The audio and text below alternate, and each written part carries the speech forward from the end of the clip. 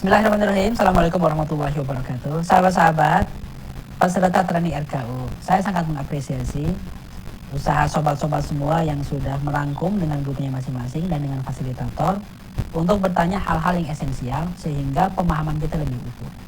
Training ini didesain bukan dengan teori kita ingin menyampaikan lalu kita bikinkan materi disampaikan ke Anda semua, enggak. Tapi training ini didesain sesuai dengan kebutuhan.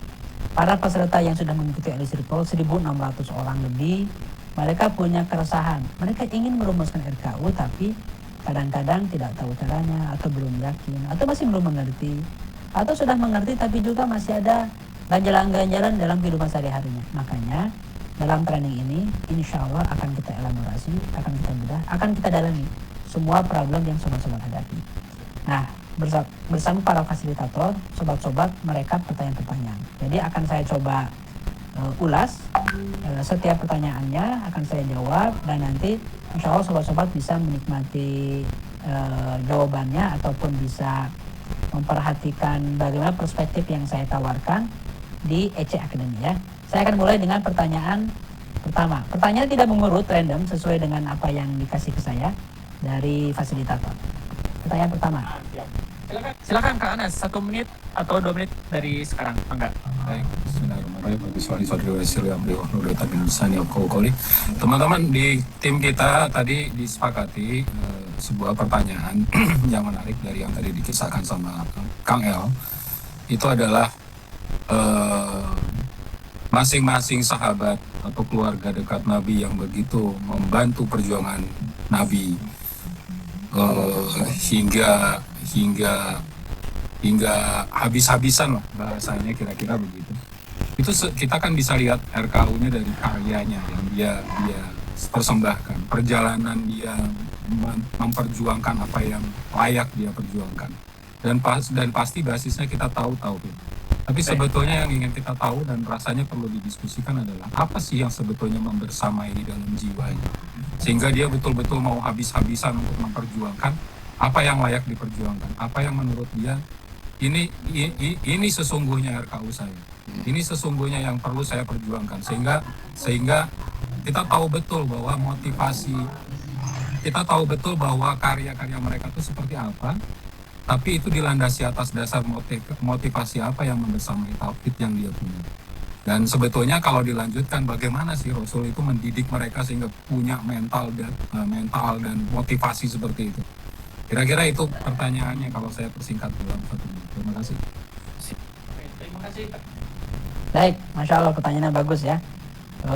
Sangat luas spektrumnya sebetulnya dari mulai motivasi sampai bagaimana cara Nabi Muhammad mendidik para sahabatnya.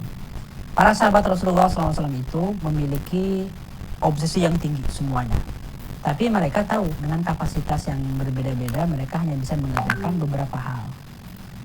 Syekh Mahmud Abbas Al-Aqad menulis serial namanya Al-Abaqirah. Abqariyatu Umar, Abqariyatu Amr bin As, Abqariyatu Muawiyah. Beliau menulis serial jenius-jenius di sekitar Rasul. Kejeniusan Umar, kejeniusan Abu Bakar, kejeniusan Utsman, yang lain-lain. Jadi dia mengidentifikasi bahwa setiap sahabat itu memiliki miftah asy-syakhsiyah atau kunci kepribadian. Mereka tahu kepribadiannya, mereka tahu apa yang mampu dan tidak mampu mereka lakukan, dan mereka mengidentifikasi apa saja amal-amal yang diterima Allah di masa depan.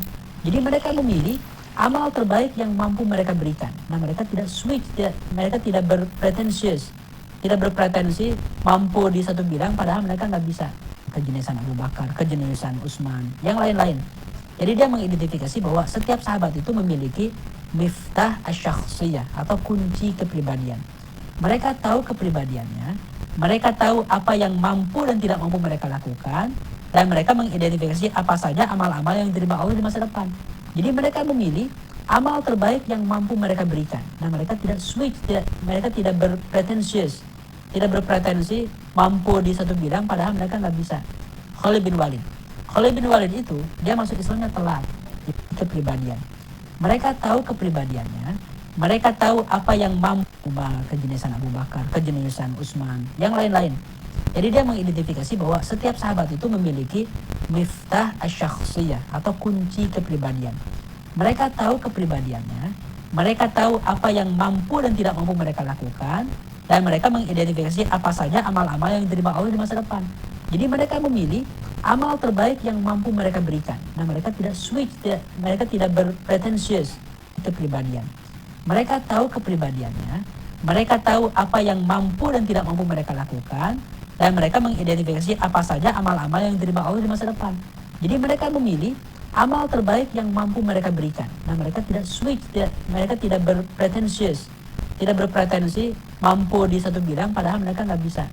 Khalid bin Walid itu dia masuk Islamnya telat di tahun ke-7 Hijriah, dan dia ingin membela Nabi Muhammad. Dia tahu kapasitas terbaiknya adalah di medan perang, menjadi panglima perang, mengalahkan musuh. Dia jago berkuda, jago strategi. Tapi dia tidak berpretensi ingin jadi imam, mengajarkan Quran, mengajarkan qiraat, mengajarkan tafsir, karena dia bukan di situ kapasitasnya. Dia akan unggul di bidang dia. Jadi para sahabat itu bahkan ada yang lebih spesifik lagi. Ada sahabat yang tahu dia nggak punya apa-apa. Dia ingin berkontribusi besar, tapi dia terbatas. Yang bisa dia lakukan adalah memaafkan orang-orang sebelum dia tidur. Tapi bukan hanya itu amalnya, pasti amalnya banyak, amal-amal gedenya. Itu yang kita tahu sahabat-sahabat. Jadi intinya yang membuat para sahabat ini berkontribusi besar, mereka memiliki satu obsesi. Mereka ingin memberikan yang terbaik di depan Allah Subhanahu wa taala dan di depan Rasulullah sallallahu alaihi wasallam dengan kemampuan yang mereka miliki, dengan kemampuan dan kapasitas yang mereka miliki sesuai dengan bakatnya masing-masing.